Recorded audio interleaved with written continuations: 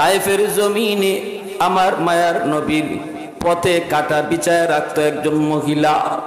এই মহিলা ফজরের সময় মায়ার নবী যখন মসজিদে যাবেন, নবীজির মসজিদে যাওয়ার রাস্তায় বিষাক্ত কাটা বিছায় বিছায় রাখতো। প্রথম দিন নবী জানতেন না, নবী জানেন না, জানার কথাও না। ঘর থেকে বের হয়ে নবী মাত্র মসজিদে রওনা দিবেন, সাথে সাথে নবীর পায়ে প্রথম রাতেই 40টা বিষাক্ত কাটা খামাইছে। আল্লাহ নবী এত কষ্ট পাইলেন রে যুবক। মায়া নবী দয়া নবীর পরে প্রতি রাত সতর্ক হইয়া হইয়া মায়ার নবী তিনি মসজিদে যান।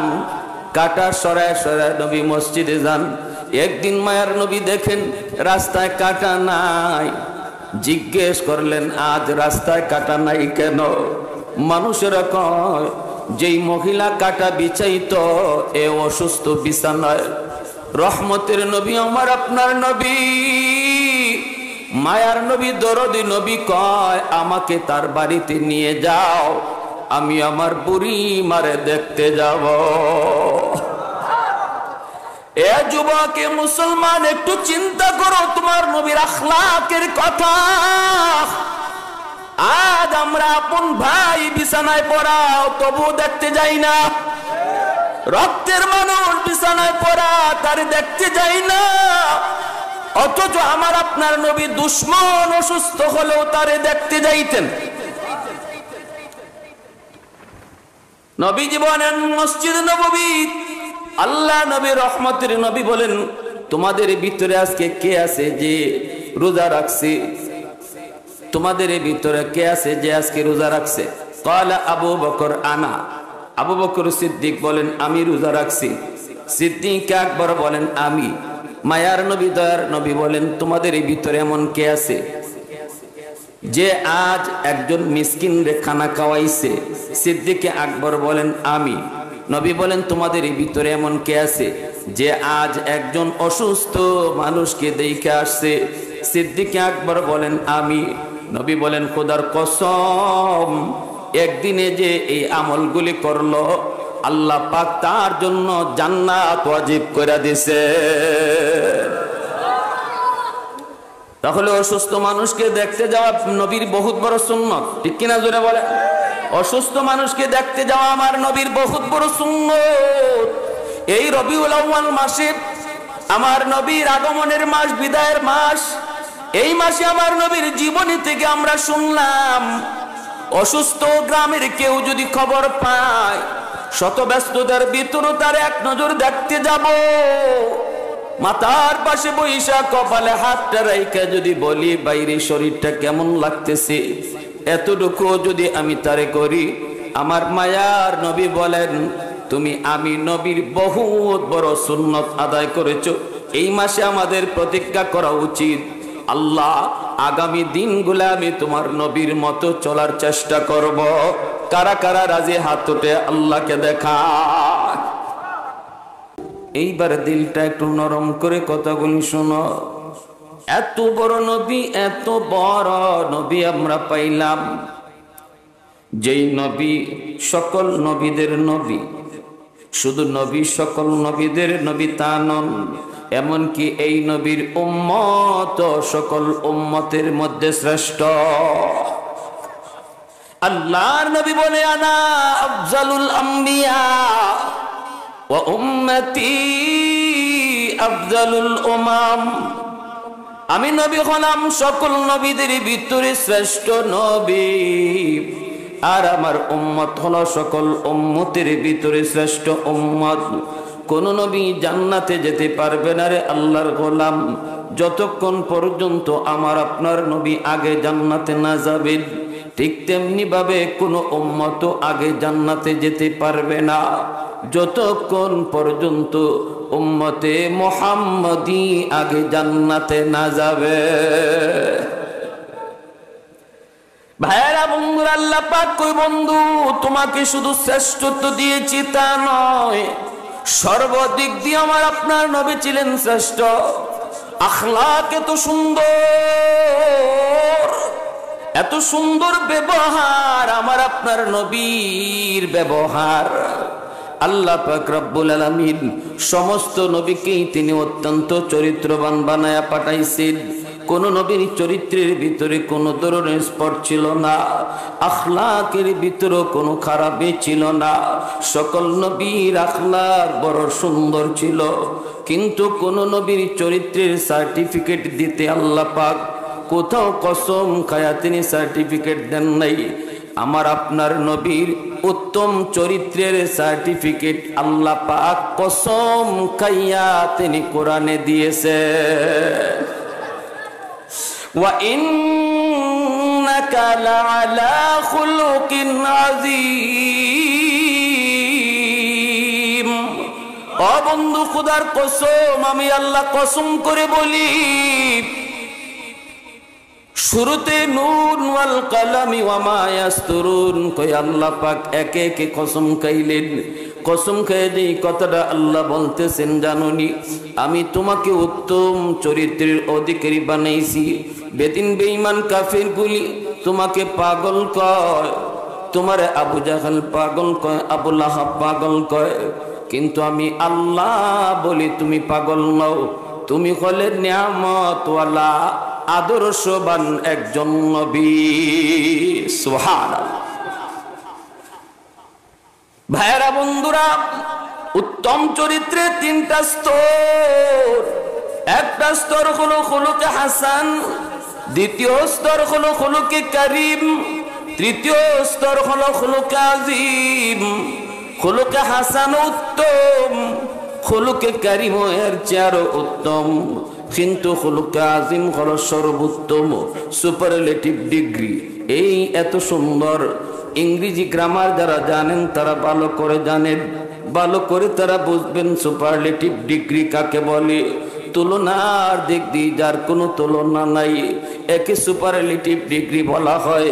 আল্লাহ পাক রব্বুল আলামিন খুলুকে আযীম কে বলতেছে, বন্ধু উত্তম চরিত্রের ব্যাপারে আমি আল্লাহ তোমাকে অতুলনীয় বানাইছি। উত্তম চরিত্রের ব্যাপারে তুমি নবীর সাথে কোনো তুলনা নাই। সুবহানাল্লাহ, জোরে বলেন। এজন্যই তো আবু জাহেল আমার নবী দয়ার নবীকে সর্বশেষ হত্যা করার জন্য মাস্টার প্ল্যান করেছে। মাস্টার প্ল্যান করেছে, মাস্টার প্ল্যান। নবীজিকে যে যেভাবে গালি দিত, আল্লাহর নবী জবাবে তিনি গালি দিতেন না। নবীজি উত্তম ব্যবহারের বিনিময়ে তাকে বদলা দিতেন। নবীজি কখনো খারাপ জিনিসের বদলা খারাপ দিয়ে দিতেন না। আবু জাহেল নবীকে হত্যা করার প্ল্যান করেছে, মাস্টার প্ল্যান করেছে, মাস্টার প্ল্যান, মাস্টার প্ল্যান। অসুস্থ মানুষের ভান ধরে বিছানায় শুয়ে রইছে, দরজার সামনে বিশাল বড় গর্ত,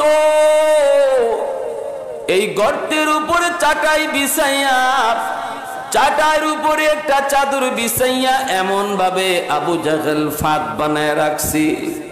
দয়ার নবী, মায়ার নবী যদি অসতর্ক অবস্থায় নবীজি তার ঘরে ঢুকতে চান, তাহলেই নবী এই গর্তের ভিতরে পড়ে যাবেন।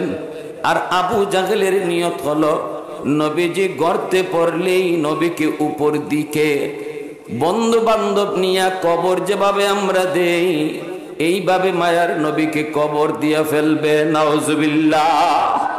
বলুন তো, আমার আপনার নবীরে কবর দিবে আর আল্লাহ বুঝি চায়া চায়া দেখবো? জোরে কোন আল্লাহু ইয়াসিমুকা মিনান নাস। রব্বুল আলামিন কয়, বন্ধু তোমার বডিগার্ড লাগবে না, আমি আল্লাহ হলাম তোমার বডিগার্ড। আল্লাহু আকবার। মায়ার নবী, দয়ার নবীর হেফাজতকারী আল্লাহ নিজে হয়ে গেলেন। আল্লাহ যেখানে নবীদের হেফাজতকারী, ওখানে মায়ার নবীকে যদি কেউ গর্তে ফেলায় মারতে চায়, আল্লাহ চায় চায় দেখবেন না। কিন্তু আবু জাহেল, এই খবর তো আবু জাহেলের নাই। বিছানায় শুয়ে রয়েছে, অসুস্থ মানুষের ভান ধরছে। দোস্তদের কেউ ডাক দিয়া কয়, তোরা তাড়াতাড়ি মুহাম্মদের কাছে যা। আমি ভালো করে জানি আমার ভাতিজা মুহাম্মদ যদি আমার অসুস্থতার খবর পায়, আমি যত বড় দুশ্মন হই না কেন আমাকে দেখার জন্য চলে আসবে। আর যখনই ঘরে ঢুকতে যাবে তখনই গর্ত খেয়াল করবে না, মনে করবে এখানে কোনো চাটাই ফালানো, আর পা দেওয়া মাত্রই গর্তের ভিতরে চলে যাবে, আর আমরা সবাই মিলে তারে কবর দিয়ে ফেলবো। নাউজুবিল্লাহ। সারাটা জীবন আমার নবীর দুশ্মনী করেছে, ঠিক কিনা জোরে কোন? নবীর চাচা হইয়া নবীর সাথে দুশ্মনী করেছে, সর্বশেষ নিজেই কবরে চলে যাবে। আর আগেও কই একটু দেখি, শেষমেশ দেখি মুহাম্মদের খতিনি করতাম পারি। নাউজুবিল্লাহ জোরে কোন। এক পাও কবরে গেছে, এরপরেও কয় দেখি শেষমেশ চেষ্টা করে দেখি। নাউজুবিল্লাহ। গর্ত বানাইয়া বন্ধু বান্ধবদেরকে ডাক দিয়া বলে, তোরা তাড়াতাড়ি করে যা, ভাতিজা মোহাম্মদকে যা বল তোমার চাচা অসুস্থ, বিছানায় পড়ে আছি, কখন জানি মারা যায়, তুমি তার একটু দেখতে যাবানি। আবু জাহেল কয়, আমি জানি ভাতিজা আমাকে অবশ্যই দেখতে আসবে, যা তোরা যা। তায়েফের জমিনে আমার মায়ার নবীর পথে কাটা বিছায় রাখতো একজন মহিলা। এই মহিলা ফজরের সময় মায়ার নবী যখন মসজিদে যাবেন, নবীজির মসজিদে যাওয়ার রাস্তায় বিষাক্ত কাটা বিছায় রাখতো। প্রথম দিন নবী জানতেন না, নবী জানেন না, জানার কথাও না। ঘর থেকে বের হয়ে নবী মাত্র মসজিদে রওনা দিবেন, সাথে সাথে নবীর পায়ে প্রথম রাতেই 40টা বিষাক্ত কাটা খামাইছে। আল্লাহ নবী এত কষ্ট পাইলেন রে যুবক। মায়া নবী দয়া নবীর পরে প্রতি রাত সতর্ক হইয়া মায়ার নবী তিনি মসজিদে যান, কাটা সরায় সরায় নবী মসজিদে যান। একদিন মায়ার নবী দেখেন রাস্তায় কাটা নাই, জিজ্ঞেস করলেন আজ রাস্তায় কাটা নাই কেন? মানুষেরা কয় যেই মহিলা কাটা বিছাইতো এ অসুস্থ বিছানায়। রহমতের নবী আমার আপনার নবী, মায়ার নবী দরদি নবী কয় আমাকে তার বাড়িতে নিয়ে যাও, আমি আমার বুড়ি মারে দেখতে যাব। এ যুবক এ মুসলমান একটু চিন্তা করো তোমার নবীর আখলাকের কথা।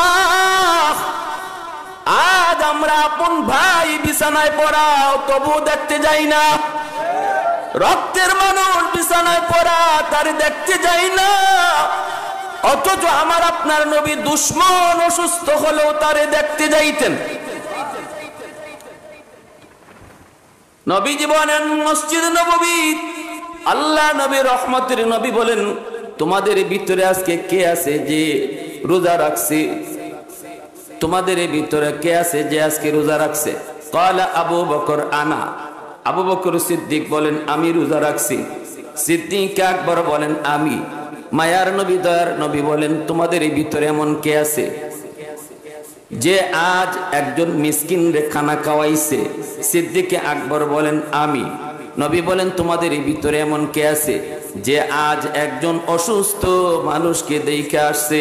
সিদ্দিক আকবর বলেন আমি। নবী বলেন খোদার কসম, একদিনে যে এই আমলগুলি করলো আল্লাহ পাক তার জন্য জান্নাত ওয়াজিব করে দিয়েছে। তাহলে অসুস্থ মানুষকে দেখতে যাওয়া নবীর বহুত বড় সুন্নত, ঠিক কিনা জোরে বলে? অসুস্থ মানুষকে দেখতে যাওয়া আমার নবীর বহুত বড় সুন্নত। এই রবিউল আউয়াল মাসে আমার নবীর আগমনের মাস, বিদায়ের মাস, এই মাসে আমার নবীর জীবনী থেকে আমরা শুনলাম অসুস্থ গ্রামের কেউ যদি খবর পায় শত ব্যস্ততার ভিতর তার এক নজর দেখতে যাব, মাথার পাশে বৈশা কপালে হাতটা রাইখা যদি বলি বাইরে শরীরটা কেমন লাগতেছে, এতটুকু যদি আমি তারে করি, আমার মায়ার নবী বলেন তুমি আমি নবীর বহুত বড় সুন্নত আদায় করেছো। এই মাসে আমাদের প্রতিজ্ঞা করা উচিত আল্লাহ আগামী দিনগুলো আমি তোমার নবীর মতো চলার চেষ্টা করব। কারা কারা রাজি হাত উঠে আল্লাহকে দেখা। যাবো তো ইনশাল্লাহ, অসুস্থ মানুষকে দেখতে যাবো ইনশাল্লাহ, যাবো, কথা দিয়েছেন কিন্তু যাবো। আহলে ওয়াজ না, ওয়াজের সাথে কিছু নিতে হইব। আমরা এই পয়েন্টে একটা কথা জানলাম, যে অসুস্থ কারো খবর যদি পাই, সে যদি আমার আত্মীয় হয়, তাহলে তো তার হক আরো বেড়ে গেল, ঠিক কি না? তার হক আরো বেড়ে গেল। সে অসুস্থ, আবার আমার আত্মীয়। যেখানে মায়ার নবী শুধু মুসলমান অসুস্থ তারে দেখতে গেছেন না, অমুসলিম অসুস্থ তারেও নবী দেখতে গেছেন। সুবহানাল্লাহ জুড়ে বলেন। আবু জাহেলের লোকগুলি যায় হাজির, ডাক দেয়, কয় মুহাম্মদ, তোমার চাচা আবু জাহেল বড় অসুস্থ, বিছানায় পড়া, কখন জানি বিদায় নেয়, ঠিক নাই, দেখতে যাবানি? দয়ার নবী বলেন, অবশ্যই আমি চাচাকে দেখতে যাব। আল্লাহু আকবার। যেই আবু জাহেল মায়ার নবীর মাথায় শিশুকালে আঘাত করে রক্ত জড়ায়, যেই নবী খানায় কাবার সাজদায় গেলে পরে নবীজির মাথায় পিঠে উটের নারী বুড়ি চাপায়া দিত, যেই আবু জাহেল আমার নবীকে তার জন্মভূমি মক্কায় থাকতে দেয় নাই, বাড়ি সারা করে মদিনায় পাঠায় দিল, সেই আবু জাহেল অসুস্থ খবর পাইয়া নবী একটু অপেক্ষা করেন নাই, তারে সেবা করার জন্য ঘর থেকে বের হয়ে গেছে। বলুন তো আপনার আবু জাহেল সত্যি অসুস্থ নাকি ভান ধরছে? মনে আছে তো? অসুস্থ নাকি ভান ধরছে?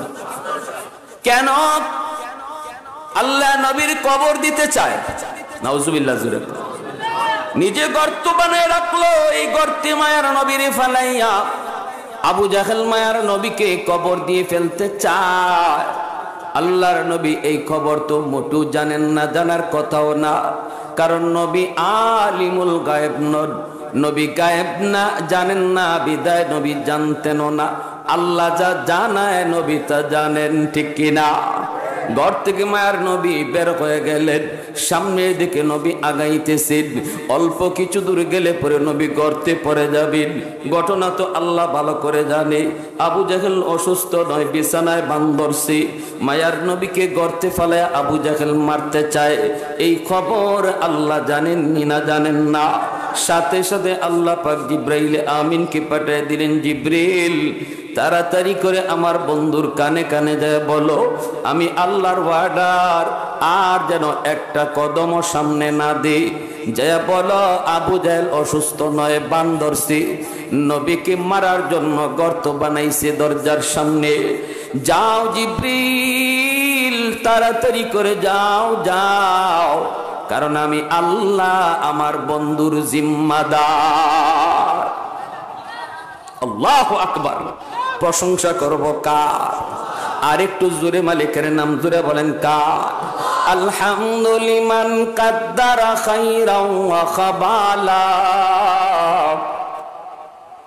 আলহামদুলিমান কাদ্দারা খাইরাও ওয়া খাবালা, ওয়া শুকরু লিমান সাওয়ারা হুসনাও ওয়া জামালা, ফরদুন সামাদুন আন সিফাতিন খালকি বারিউন, রব্বুন আযালিয়ুন খালাকাল খালকা কামালা, লা জিদ্দা ওয়ালা নিদ্দা ওয়ালা হাদ্দা লিমাওলা, লা জিদ্দা ওয়ালা নিদ্দা ওয়ালা হাদ্দা লিমাওলা, আল আনা কামা কানা ওয়ালাম ইয়ালকা যাওয়ালা, আল আনা কামা কানা ওয়ালাম ইয়ালকা যাওয়ালা।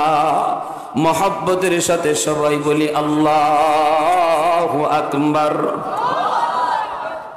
জিবরিল আমিন মায়ার নবীর কানে কানে আইসা বলেন, নবী গো আর সামনে কদম দিয়েন না গো নবী, সামনের দিকে যাবেন না, আল্লাহ পাকের অর্ডার, রিটার্ন বাড়িতে চলে যান। নবী বলেন, জিবরিল কারণ কি, ঘটনা কি? কয় আবু জাহেল অসুস্থ নয় গো নবী, বিছানায় পইরা রইছে, ভান ধরছে। কেন, কি জন্য? জিব্রাইল কয় আপনারে গর্তে ফালায়া মারতে চায়, দরজার সামনে একটা গর্ত বানাইছে, এই গর্ত ডাইকা রাখছে, ঘইরা রাখছে, যেন আপনি টের না পান। মায়ার নবী, দয়ার নবী, কথা নাই বার্তা নাই। নবীজি তিনি পিছন দিকে বাড়িতে রওনা দিয়ে দিলেন। আবু জাহেলের লোকগুলি কয়, মুহাম্মদ তুমি কি যাবা না? কই যাও নবী? কই বাড়ি যাই। কেন, তুমি কি তোমার চাচাকে দেখতে যাবা না? নবী কয় না না, কয় কেন? কয় কারণ বলতে পারবো না। মায়ার নবী তিনি বাড়িতে চলে আসলেন। এইদিকে আবু জাহেলের চেলা চামুন্ডগুলি দৌড়ায়া আবু জাহেলের ঘরে ঢুকলো। ঢুকে ডাক দিয়ে কয়, নেতা, ও নেতা, ঘুম থেকে উঠে যাও, আর ঘুমায় থাকা লাগবে না।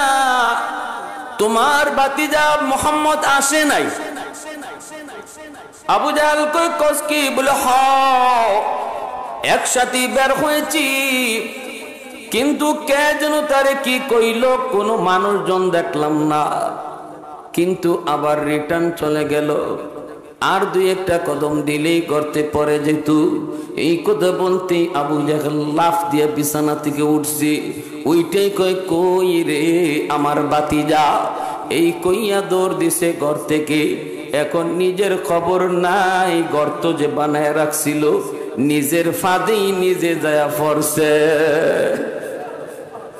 কার লাগি কি বানাও রে মন? যা বানাও নিজের লাগি বানাও, ঠিক না? কারে মারার জন্য কি বানাও, এটা নিজের ফাঁদেই নিজে পড়ো। কার জন্য জাল বানাও, নিজের জালে নিজে আটকাও, ঠিক কিনা জোরে বলেন? এজন্য মানুষকে আটকাইবার নিয়তে জাল বানাবেন না। এই জালে আল্লাহ আপনারে আটকায় মারবে।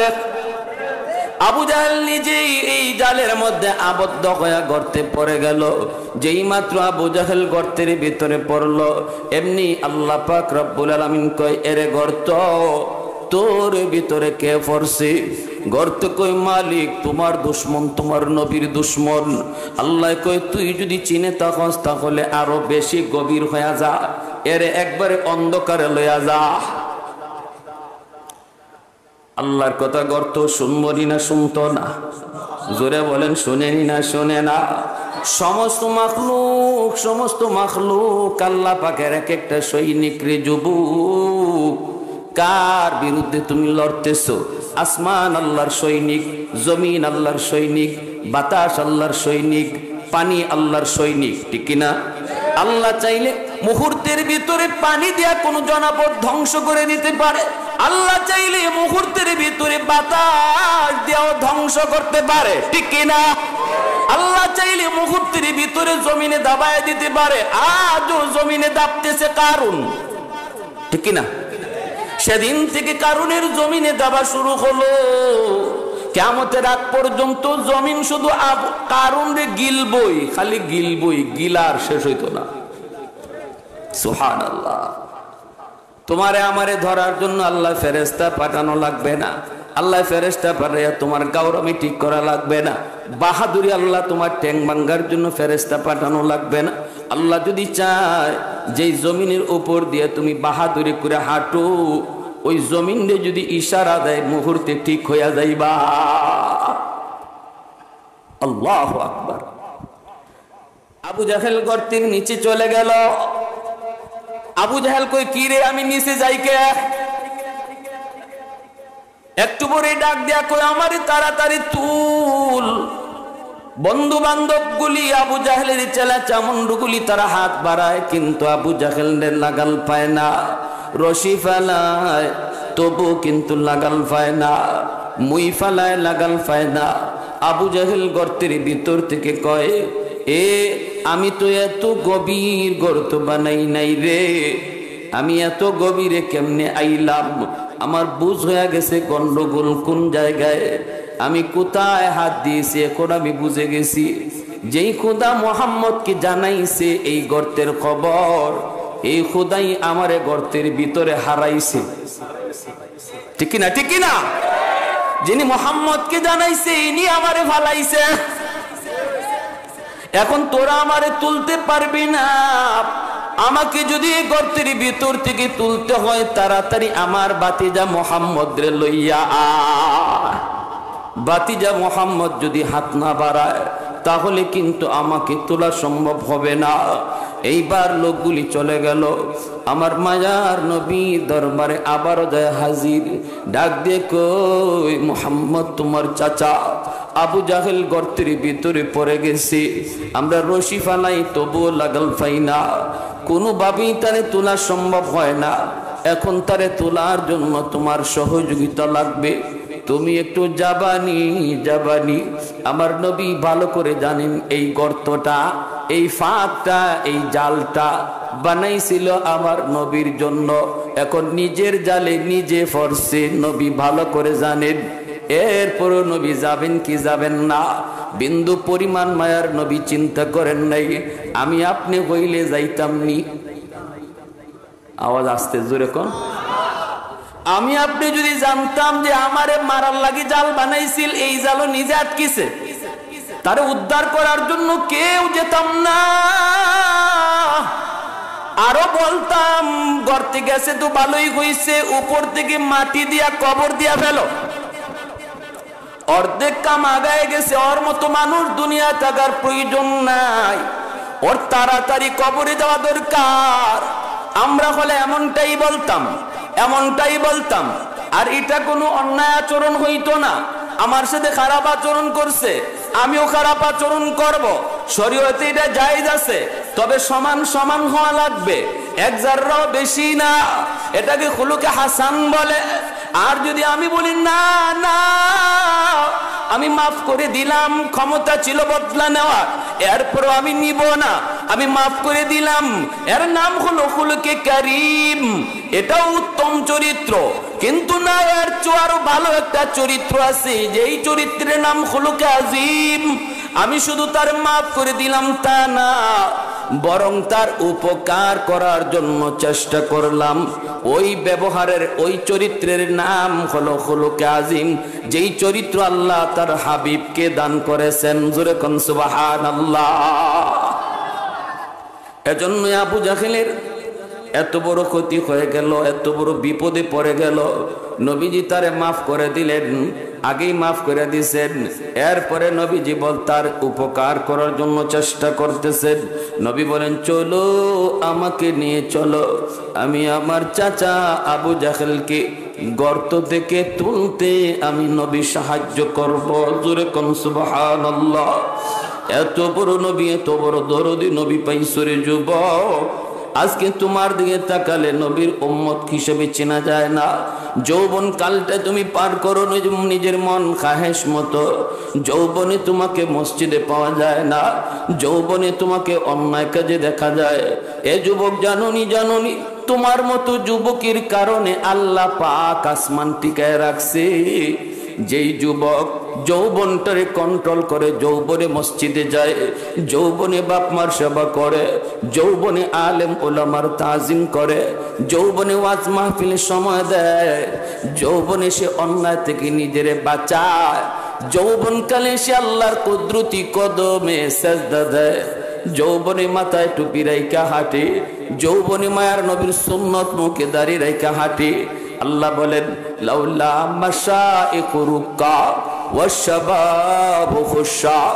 ওই যুবক, যেই যুবকের কলিজায় আমি আল্লাহর ভয়, যেই যুবকের কলিজায় আমি আল্লাহর ভয়, বন্ধ চোখের সামনে অন্যায় কাজে যায়, বন্ধ চোখের সামনে খেলায় যায়, বন্ধ চোখের সামনে গান শুনতে যায়, বন্ধ চোখের সামনে যাত্রায় যায়, এরপর যে যুবক যায় না, যায় না, বন্ধুরা তারে নিতে পারে না, সে কয় আমি আমার আল্লাহরে ডরাই, আমি আমার আল্লাহরে ডরাই, আমার আল্লাহ আমাকে দেখেন।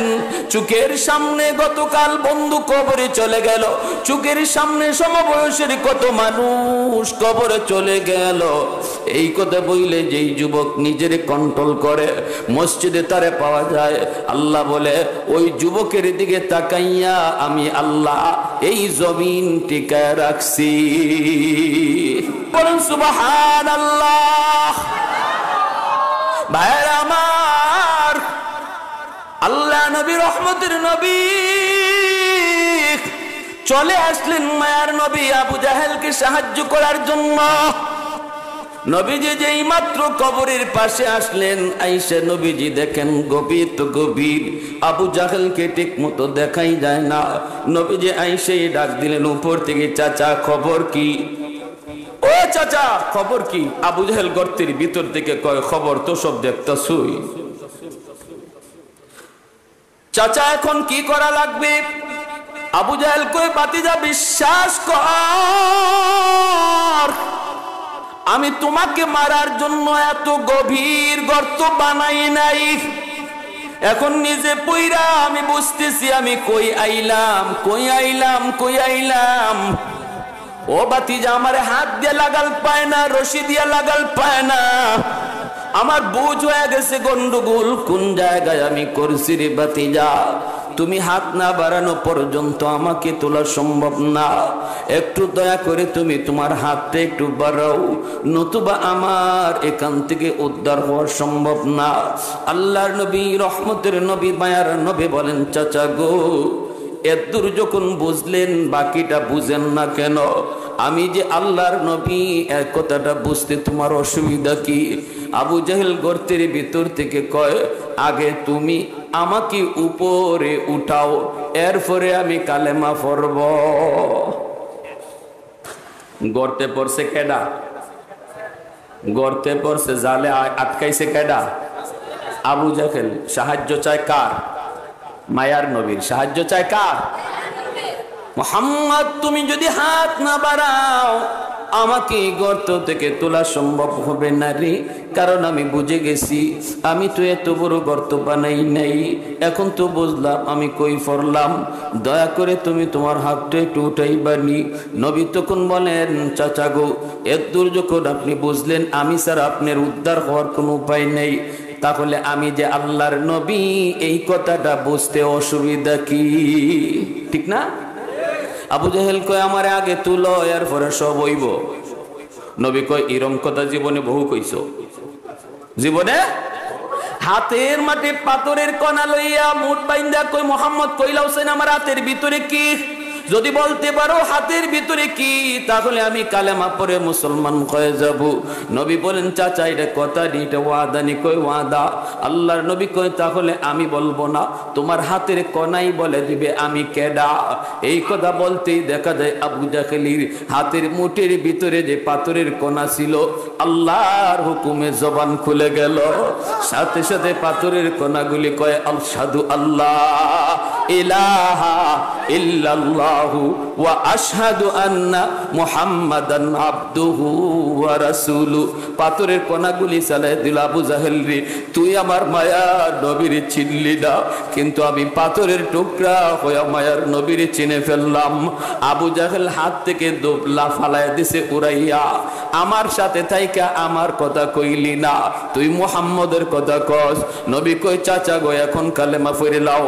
আবু জাহেল কয়, মুহাম্মদ তুমি অত বড় জাদুকর আগে জানি না। নাউজুবিল্লাহ।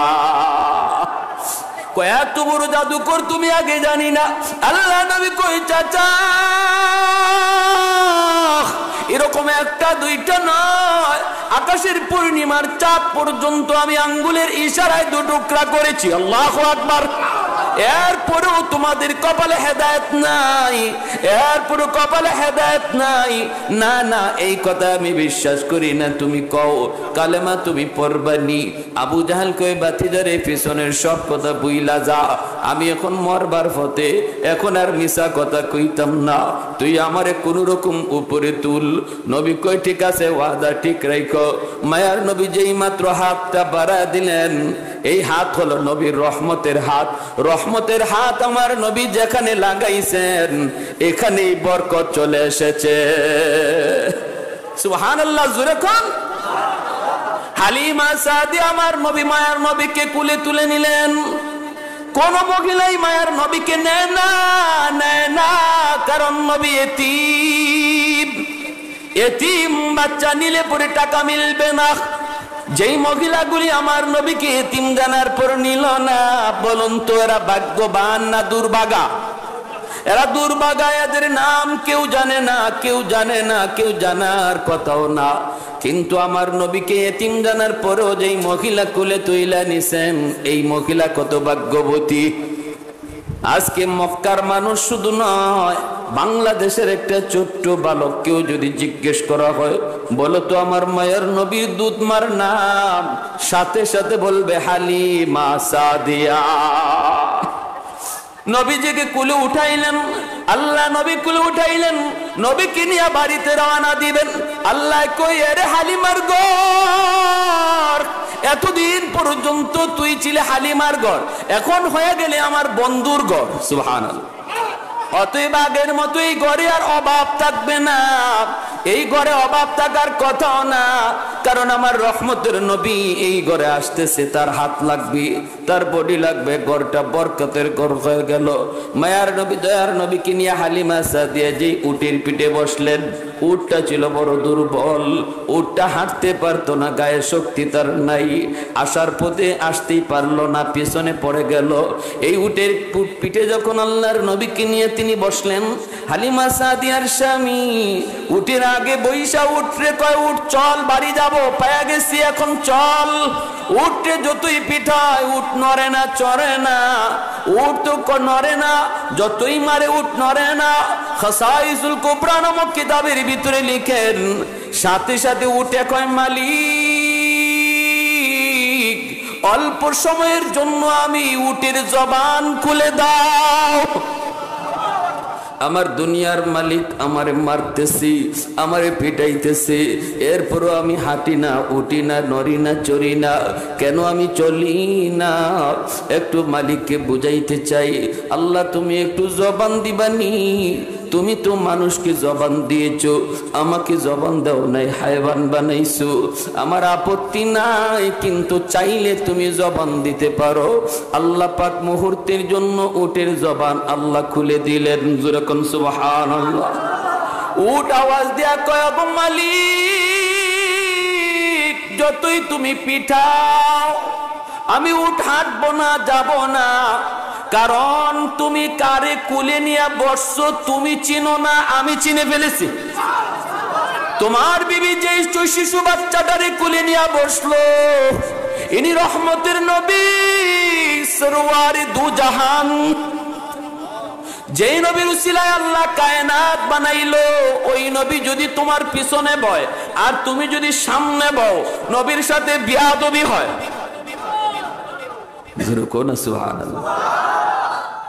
নবীর সাথে বিয়াদবি আর আদব উঠে বুঝলো, আমরা মানুষ হয়ে কিছু বুঝি না, ঠিক কিনা জোরে বলে। নবী যদি আইলই আমি কেনে বোয়া থাকি, তাহলে এটা নবীর সাথে বেয়াদবি হয় কি হয় না? আল্লাহ নবী রহমতের নবীকে কুলে নিয়ে বসা, পিছনে উট কয়, মালিক মালিক রহমতের নবীর আগে বসাও, তুমি পিছনে যাও, আমাকে মারা লাগবে না, আমি দ্রুত বেগে দৌড়াবো। হালিমা সাদিয়ার স্বামী ডাক দিয়ে কই, হালিমা গো, ও হালিমা তুমি কারে কুলে নিয়ে আইছো গো? ও হালিমা তুমি সামনে বসো, আমাকে তুমি পিছনে দাও। স্বামী পিছনে চলে গেলেন, হালিমা সাদিয়া মায়ার নবী দয়ার নবীকে কুলে নিয়ে আগে বসলেন। এইবার ওটা আবার ডাক দিয়ে কই, মালিক মক্কা আসার পথে আমি উটের লাগাম ছিল তোমার হাতে, এখন তো রহমতের নবী আমার পিঠে বইছে, দয়া করে নবীর নরম হাতে আমি উটের লাগামটা ধরায়া দাও। যেই মাত্র আমার মায়ার নবীর হাত লাগছে উটের লাগামে, সাথে সাথে উটের শরীরের ভিতরে বরকত আর শক্তি চলে আসছে। আল্লাহু আকবার। দুর্বল মুহূর্তের ভিতরে সবল হয়ে গেল। বান্ধবীরা যারা আগে চলে গেছিল সবল উট লইয়া ওদেরকে অল্প সময়ে যায় পাস করে ফেললো। বান্ধবীরা কয়, হালিমা গো এটা কি নতুন উট নাকি আগেরটা? ওই কয় আগেরটা, ওই নতুন না। কই তাহলে এত শক্তি আইলো কেমনে? হালিমা কয়, মক্কা যাওয়ার পথে উটের লাগাম ছিল আমার স্বামীর হাতে, আর এখন বাড়ি যাওয়ার পথে উটের লাগাম রহমতের নবীর হাতে। এজন্য বলতেছিলাম আমার নবীর হাতের দাম আসেনি না নাই? আর একটু জোরে আসেনি না নাই? আল্লাহু আকবার।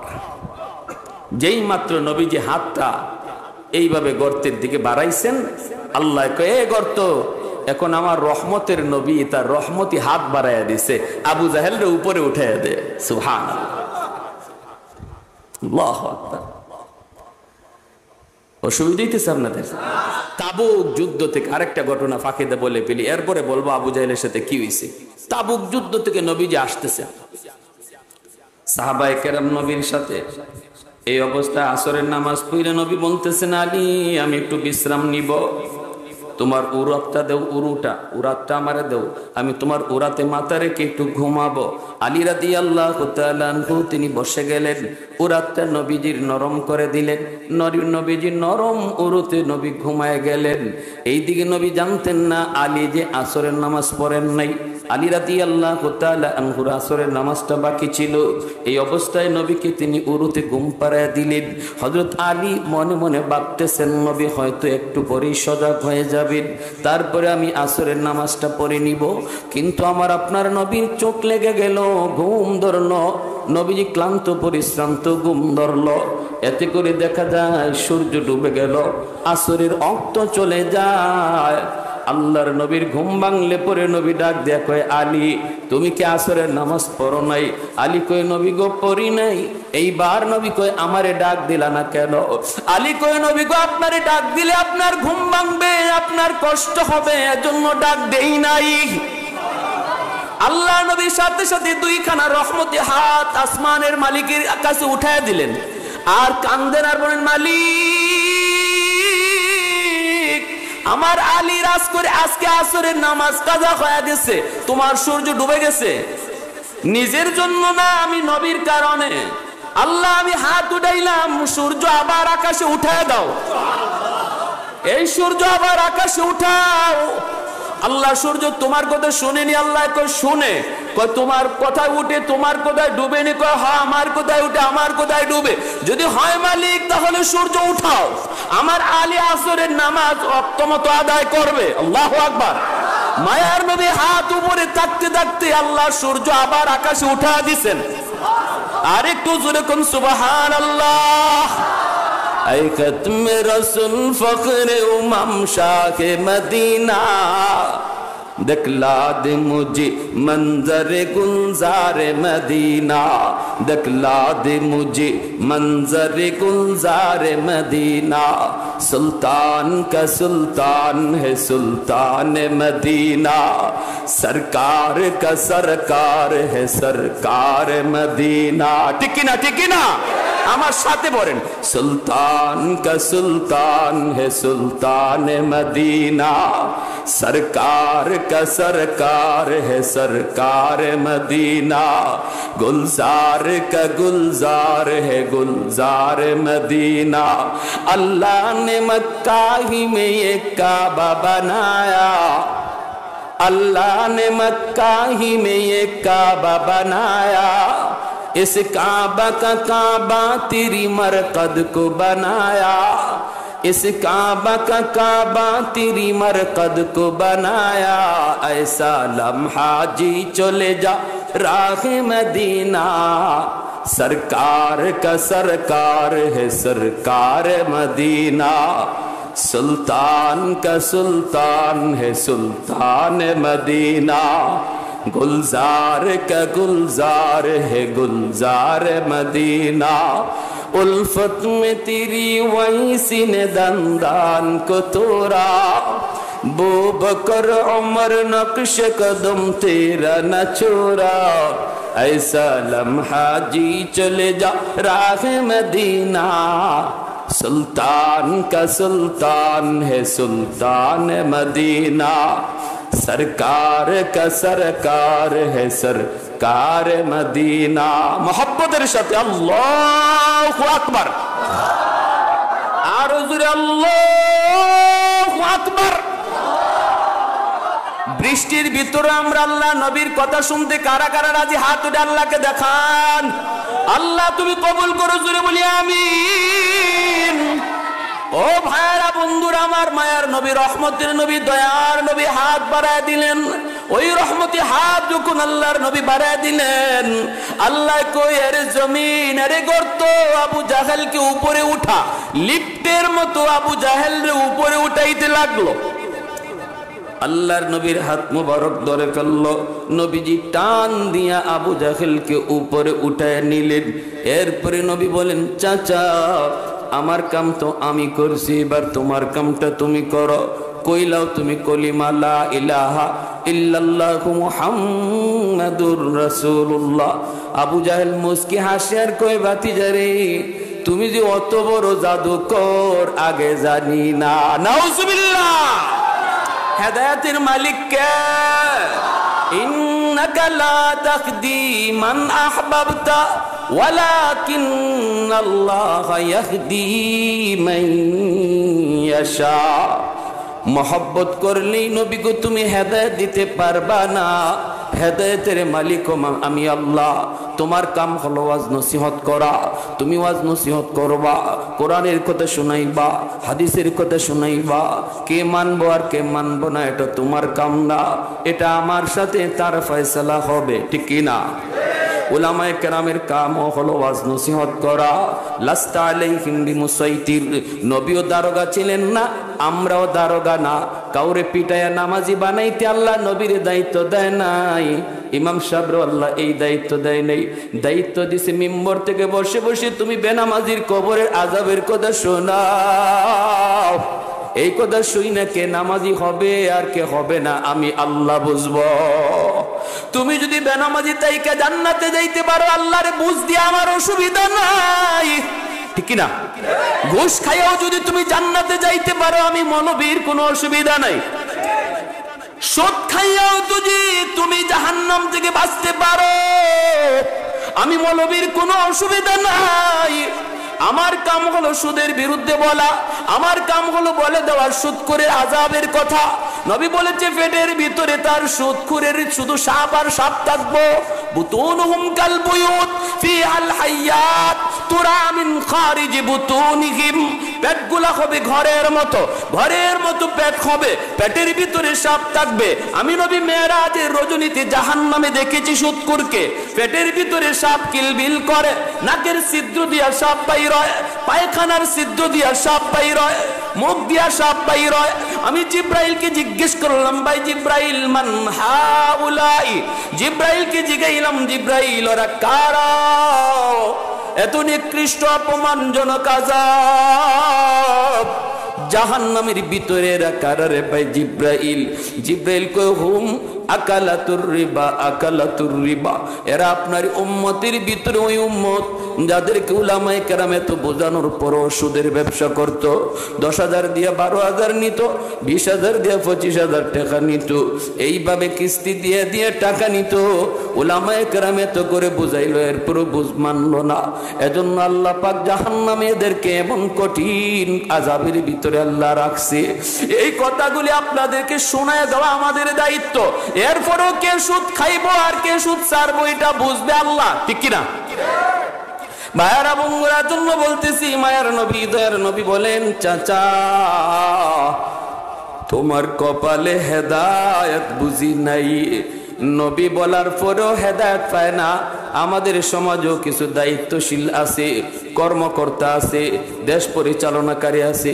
ওলামায়ে কেরাম এত নরম করে কয় কেন দেশে আযাব হয় গজব হয়? ওলামায়ে কেরাম এত করে কয় কেন দ্রব্য মূল্যের ঊর্ধ্বগতি বেড়ে যায়, কেন মানুষের দাম কমে যায়, কেন জিনিসের দাম বেড়ে যায়। ওলামায়ে কেরাম কোরআন থেকে হাদিস থেকে বুঝায়, এরপরও কিছু মানুষের কপালে হেদায়েত না তাকায় বুঝে না। খাতামাল্লাহু আলা কুলুবিহিম ওয়া আলা সামঈহিম ওয়া আলা আবসারিহিম গিশাওয়া। আল্লাহ এদের অন্তরের মধ্যে মোহর মাইরা দিছে, ঠিক কি না? ভাইয়েরা বন্ধুরা জন্য বলতেছিলাম, আল্লাহ বলে বন্ধু আমি তোমাকে শুধু জগতের ভিতরে শ্রেষ্ঠ নবী বানাইছি এমন না, আমি তোমাকে আখলাক আর চরিত্রের দিক দিয়েও শ্রেষ্ঠ চরিত্রের অধিকারী বানাইছি। তাহলে আমরা এই ঘটনা থেকে পাইলাম, কেউ যদি বিপদে পড়ে, অমুসলিম দুশ্মন বিপদে পড়ছে, নবী তারে সাহায্য করতে গেছেন, এটা নবীর সুন্নত। আমি যদি জানি আমার এক ভাই বিপদে পড়ছে, তার পাশে যেয়ে দাঁড়ানো, বিপদে পড়লে তারে আরো কবরের ভিতরে ধাক্কা দিয়া ফালায়া দেওয়া, এটা নবীর আখলাক নয়। নবীর আখলাক হলো বিপদে পড়ছে তারে টান দিয়ে তুলো, এটা মায়ার নবীর সুন্নাত। রবিউল আউয়াল মাস, এই মাসে আমরা নিজেরা নিয়ত করি মালিক, আর যদি চোখে দেখি কানে শুনি কেউ বিপদে পড়ছে, তার বিপদ দিকে আর হাসমু না, আনন্দ পাইমু না। আমার আরেক ভাইয়ের বিপদে আমিও বিপদে পড়লাম, আরেক ভাইয়ের সুখ আমার সুখ, আরেক ভাইয়ের বিপদ আমার বিপদ, ঠিক কিনা জোরে বলেন? এই নিয়তে এইভাবে দিলটারে পরিষ্কার করে চলা আমার নবীর আখলাক। এই মাসে আমার আপনার সবক, দিলটারে পরিষ্কার করো, বড় করো, উদার করো, সংকীর্ণ দিল ছেড়ে দাও, ছেড়ে দাও। বিপদগ্রস্ত অভাবে মানুষের পাশে দাঁড়াও। সে সাহায্যের জন্য আসলেও যদ্দূর পারো তারে সাহায্য করো, না পারলে তার একটা পরামর্শ দিয়ে সহযোগিতা করো, ঠিক না? হ্যাঁ, নবীজি পারছেন না সাহায্য করতে, নবীজি সহযোগিতা করছেন পরামর্শ দিয়া। নবীর কাছে সওয়াল করছে, নবী কয় বাইরে আমার ঘরে কিছুই নাই দেবার মতো, কিন্তু খালি হাতে কেমনে দিতাম? ওই যে দেখো আমার মেয়ে ফাতেমা, ফাতেমার ঘরে যাও, যে কইও আমি নবী পাঠাইছি দেওয়ার জন্য। নবীর ঘরে যখন থাকে না, ফাতেমার ঘরেও তো থাকে না, নবী এরপরও পাঠাইয়া দিচ্ছেন। ফাতেমার ঘরে গেলেন, ফকিরে কয় আমারে আপনার একজন সাহাবী সাথে দিয়া দেন, তে ফাতেমা বুঝবো যে আপনি পাঠাইছেন। নবী কয় সালমান তুমি যাও সাথে। সালমান ফারসি রাদিয়াল্লাহু তাআলা আনহু ফকিরে লইয়া খাতুনে জান্নাত ফাতেমা রাদিয়াল্লাহু তাআলা আনহা দরজার সামনে আইসা ভিক্ষা চাইলেন ফকিরের জন্য।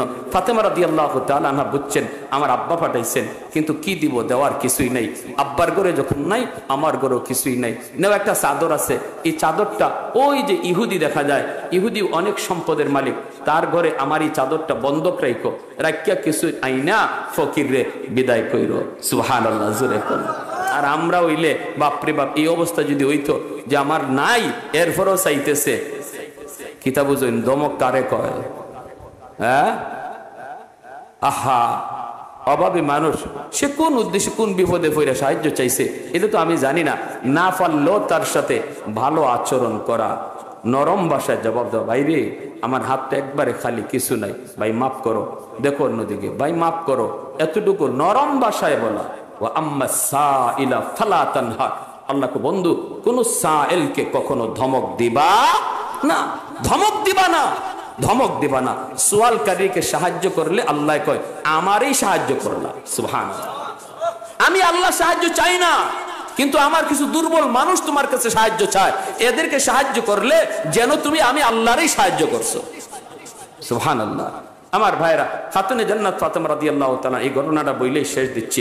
এই কি চাদরটা নিয়ে ইহুদির বাড়িতে গেলেন সালমান ফারসি, যে ডাক দিলেন, ইহুদি ঘর থেকে বের হলো, চাদরটা বন্ধক রাখো, কিছু দাও ফকিরকে দেওয়ার জন্য।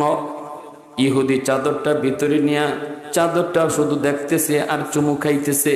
এই চাদরটা দেখতেছে আর ইহুদি চুমু খাইতেছে, আর চোখ থেকে দর দর করে ইহুদির পানি পড়তেছে। সে কিন্তু মুসলমান না, সে ইহুদি, কিন্তু চাদরটা দেখেই ইহুদি চিনে ফেলেছে এটা মুহাম্মদুর রাসূলুল্লাহ কলিজার টুকরা মেয়ে ফাতেমার চাদর। ইহুদি গোসল কইরা পাক পবিত্র হইয়া সালমান ফারসির ডাক দিয়া কই, সালমান আগে আমারে কালেমা পড়াইয়া মুসলমান বানাও। সালমান ফারসি কয় আমি আসলাম সাহায্যের জন্য, তুমি মুসলমান হতে চাও, কারণ কি? ইহুদি কয় আমি তাওরাত কিতাবের একজন পণ্ডিত, তাওরাত কিতাবে আখেরি নবীর যতগুলি আলামত রয়েছে সবগুলি আলামত আমি মুহাম্মদুর রাসূলুল্লাহর কাছে পেয়েছি। একটা আলামত পাওয়া বাকি ছিল, তাওরাত কিতাবের ভিতরে লেখা আছে মুহাম্মদুর রাসূলুল্লাহর কাছে কোনো ভিক্ষুক আসবে ভিক্ষার জন্য, নবী তারে ভিক্ষা দেওয়ার মতো কিছুই পাবেন না, কিন্তু খালি হাতে তারে ফেরত দিবেন না, মেয়ের ঘরে পাঠিয়ে দিবেন, মেয়ে একটা চাদর দিয়ে একজন ইহুদির বাড়িতে পাঠিয়ে দিবে, তবুও তারা কোনো অভাবীকে ফেরত দেয় না খালি হাতে। এই কথাটা তাওরাত কিতাবে আমি পাইছি, আজ নিজের চোখে আমি দেখে ফেললাম, চাদর দেখে চিনে ফেলেছি এটা মুহাম্মদুর রাসূলুল্লাহর কলিজার টুকরা মেয়ে ফাতেমার চাদর। আর আমি সেই ইহুদি যার কথা আল্লাহ তাওরাত কিতাবে কইছে। সুবহানাল্লাহ। অতএব সালমান আমি আর দেরি করতে চাই না, এখনই আমার এই কালেমা পড়াইয়া নবীর দরবারে নিয়ে যাও। ভাইরা বন্ধুরা জন্য বলতেছিলাম, আমার ভাইরা, মায়ার নবী দয়ার নবীর বহুত বড় সুন্নত, কেউ সমস্যায় পড়ছে বিপদে পড়ছে তুমি তারে সাহায্য করো, অন্তত তার ক্ষতি করার চেষ্টা করো না। একজনে কান্না দিকে তুমি হাইসো না, কান্না দিকে পারলে তুমি কান্দো, না পারলে হাইসো না, দূরে থাকো। আমার মায়ার নবী কান্না দেখলে নবী নিজেও কানতেন। সুবহানাল্লাহ। এই আমলগুলি আমরা এই মাসে নিয়ত করতে পারি কি পারি না? কারা কারা পারি একটু হাত তুলে আল্লাহরে দেখাই। আল্লাহ তুমি কবুল করো, জোরে বলি আমিন। এক নাম্বার হলো অসুস্থ মানুষ খবর পাইব, আমরা অবশ্যই অসুস্থ মানুষকে দেখতে যাব। পারবো না? নবী বলছেন এই আমল যার থাকে সে জান্নাতি। অসুস্থ মানুষ সে যে দেখতে যায়। 2 নম্বর, অভাবে পড়ছে, বিপদে পড়ছে, আমরা হাততালি দিব না, বরং তার পাশে যায় দাঁড়াবো। এটা আমার নবীর সুন্নত। যদি বলি আমি আমার নবীর আগমনে এই ধরনীতে এই দুনিয়াতে আমার নবীর আগমনে আমি খুশি, তাহলে এই মাসে আপনি সওয়াব নেন, নিয়ত করেন আল্লাহ এই তোমার নবীর এই সুন্নতগুলা মরণ পর্যন্ত আমাকে আমল করার তৌফিক দান করো। 5 ওয়াক্ত নামাজ আল্লাহর ঘর মসজিদে আইসা জামাতের সাথে পড়বো, এই নিয়ত কার কার আছে একটু হাত উঠিয়ে দেখান। নবীজি জীবনে কোনোদিন জামাত ছাড়েন নাই।